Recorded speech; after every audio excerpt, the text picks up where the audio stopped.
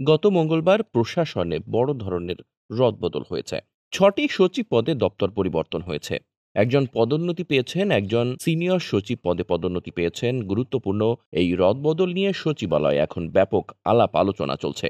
এবারের রদবদলের তাৎপর্যপূর্ণ দিক হল বেশ কয়েকজন যোগ্য ব্যক্তিকে গুরুত্বপূর্ণ পদে পদায়ন করা হয়েছে। এর ফলে সচিবালয়ের পেশাদার কর্মকর্তারা অত্যন্ত উল্লাসিত এবং আশাবাদী হয়ে উঠেছেন। গত কিছুদিন ধরেই প্রশাসনের মধ্যে ব্যাপক ধরনের রাজনীতিকরণের প্রবণতা লক্ষ্য করা গিয়েছিল। যোগ্যদের বদলে যারা বেশি চাটুকার, নব্য আওয়ামী লীগের এবং বিশেষ করে যারা সরকারের বা প্রশাসনের একটি গ্রুপের সঙ্গে গোষ্ঠীবদ্ধ, তারাই গুরুত্বপূর্ণ পদগুলো পাচ্ছিলেন। ফলে যোগ্যরা কোণঠাসা হয়ে পড়ছিলেন। এই রদবদলে সরকার সেই প্রবণতা থেকে বেরিয়ে এসেছে। এটিকে ইতিবাচক বলছেন প্রশাসনের বেশিরভাগ কর্মকর্তারা। এবার রদবদলে যে তাৎপর্যপূর্ণ দিকগুলো রয়েছে তার মধ্যে ডাক ও টেলিযোগাযোগ সচিব আবু হেনা মোর্শেদ জামানকে স্থানীয় সরকার বিভাগে বদলি করা হয়েছে। স্থানীয় সরকার বিভাগের সচিব মোহাম্মদ ইব্রাহিম ভূমি আপিল বোর্ডের চেয়ারম্যান হিসেবে বদলি করা হয়েছে। আবু হেনা মোর্শেদ জামান একজন সৎ, দক্ষ, মেধাবী কর্মকর্তা হিসেবে পরিচিত। বিভিন্ন সময়ে যে দায়িত্ব তিনি পালন করেছেন সেখানে তিনি তার মেধা, মনন এবং যোগ্যতার পরিচয় দিয়েছেন। বিশেষ করে কোভিডকালীন সময়ে তাকে সিএমএইচডির পরিচালকের দায়িত্ব দেওয়া হয়েছিল এবং সেখানে তিনি দুর্নীতির বিরুদ্ধে একটি কঠিন সংগ্রামে বিজয়ী হয়েছিলেন।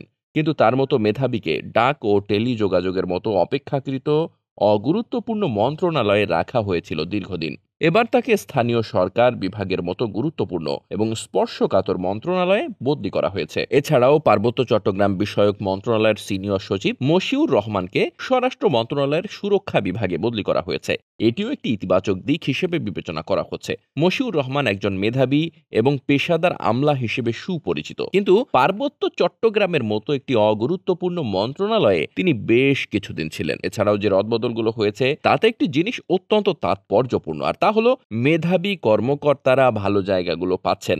সচিবালয়ের প্রবল রাজনীতিকরণ প্রক্রিয়া, যেখানে পেশাদারদেরকে উপেক্ষিত মন্ত্রণালয়গুলোতে রাখা হয় এবং রাজনীতিতে যারা ব্যস্ত তাদের যোগ্যতা থাকুক বা না থাকুক তাদেরকে গুরুত্বপূর্ণ মন্ত্রণালয়ে দেওয়া হয়, সেই প্রবণতা থেকে বেরিয়ে আসার একটি সুস্পষ্ট প্রবণতা লক্ষ্য করা যাচ্ছে। দীর্ঘদিন ধরেই প্রশাসনে যারা দক্ষ, যোগ্য, মেধাবী তাদের একটি আকাঙ্ক্ষা ছিল রাজনৈতিক বিবেচনায় সচিব করা হোক, কিন্তু তাদেরকে যেন গুরুত্বপূর্ণ মন্ত্রণালয়গুলো না দেওয়া হয়। এটি ছিল সরকারি কর্মকর্তাদের এক ধরনের আকাঙ্ক্ষা।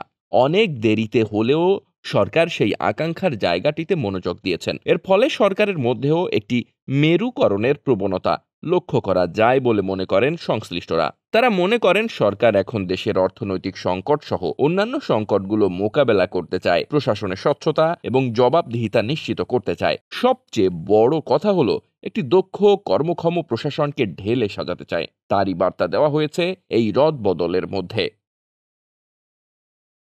ডেস্ক নিউজ, বার্তা বাজার।